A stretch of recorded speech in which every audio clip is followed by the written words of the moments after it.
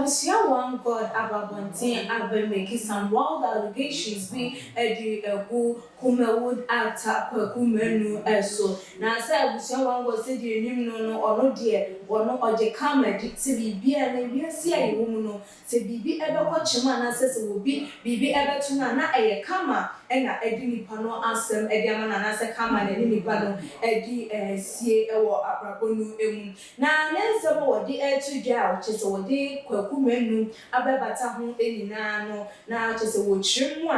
a yellow wing Obekaya asemkesi bi ekoso anasa asem bi esiye na lo wen ho ebebede edwa ebra ni suku a wasie I friend Great Minds International School Yekumewood Atalo wen edian yenyanentiye. That was on the February 17, 2021 said driver no edeka no ekun akwada wadi mfinhia enum na according to said the ensem no ekoe no driver no ni daily routine na woyem na no nti no wo pakia no wo fa nkwada no ede wo mo akọ school no knowing say na akwada wadi 5 years wo no so kwa gina car na chesa se ni nua so be for bus no na driver no pakia nkwala ni wie na wo to we hunu se akwada wonya 5 years yi ejina car no echi na chese echifa ne so ma munum wa akwada no eto anananum wo ensie edo na abusia form ensem we a aba no eno na ma abusia one God ejina so kase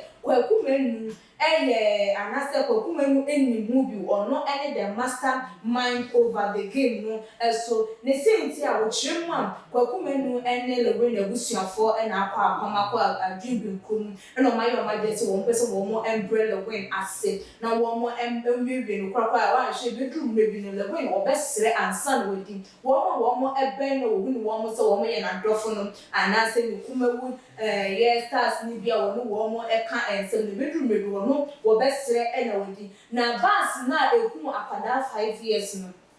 ewo entrance na entrance wo di etu edwa no na chese wo chirima the woman ye ni nyane ru be nya se na wo mbe de wo ebeda ase nti akwada 5 years no e na wo de ne nkwa etwa so wo de eda ase wo wo edwumadie emu na abusuafo we nkonko ye bosimuka esem enti mo enkotie free eye abusuan one God enu embrane ba ye beto so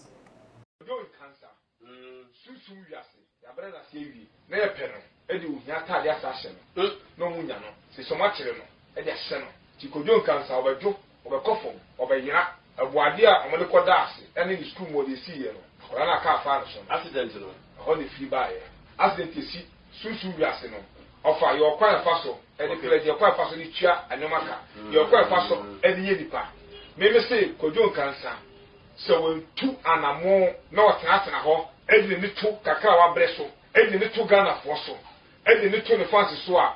kojon cancer wan hwe ni ya obesere ansa ni wudi nia ono ani nuanom eni difiefuo akoye ni suma ase no Kwakumenu di mutintiman Kwakumenu o ti Ghana ha no mo a amafo wi hunu se wo ye angel Kwakumenu we se no Kwakumenu me ka che ni pi obenya yi obekwa yi obesie yi na de ode ye kojo kasa le we no kama se me ka che se ye hu bibia etiro osaka na den na abusuafo say no den sem no tujo na chese ye honhom fam honhom wade e no maye e de ya opeso mumfa umbrella win ne career ase na abusia wutie abusia asem a wode aba betu ejai wo yesi ana bi ka bibia ya na nokura bi ewo ntro bia na ya sese nokura kakra wo na nokura bia so ntro kakra de efra emu nti nudo na susu se nda bi abusia asem a wode etu de enye nokura nyesa ena etenepo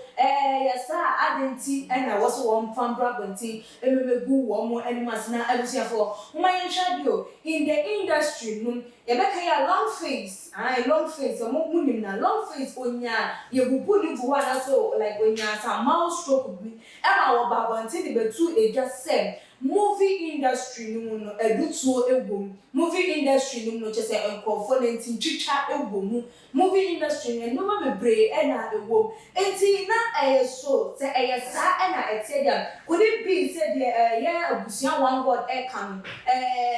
no kure anase ena matesema wate edia for movie industries no de wo mo no eno ti na wo jina so make such allegations no ana enam se kwa kuma no na sentem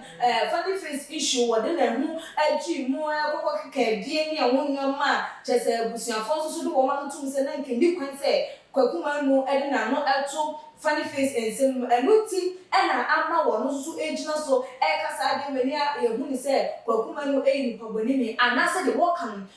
sa pepepe ena etiesem ewudi semi na ntintwitwa ewo movie industry na so se sa enie na yen kasa yentimi mboa ye ho na ye pe ye yonko fombo na ye betimi akoso ana because yenimsa abraba ye wo mu no na ne da ye obi ge mpenifo kasa wuye obi di ya ena wo nso wudie eyeye na wo pe woni afombo na wo de akọ eye enka no anya bia obehire bo e wasasi so ana so se ye yonko boni bia entaya ye dwe hu se hu sunsanso no ye benya anase ye twuma bi ena ebenya na se ye dwe we nyina enwa ye gidi ye pa se eye nya ye to no mu bia ye bedwe mu mienu na abusha wan god nsem wodi etu de abusha fo wo so adwentwe fo hu ene se hu ni se allegation na wodi etu no so a kwakuma no ebetimi afale for defamation of character anase ade a ekoso na so ampase kwakuma no ye san so ade ben ena wo be kan ede action of to semben ena wo betu dwa ede amano fabra o too much in comment section na if you also like videos na share all the social media platform so it is kapa any media that's na ebesan edi share makra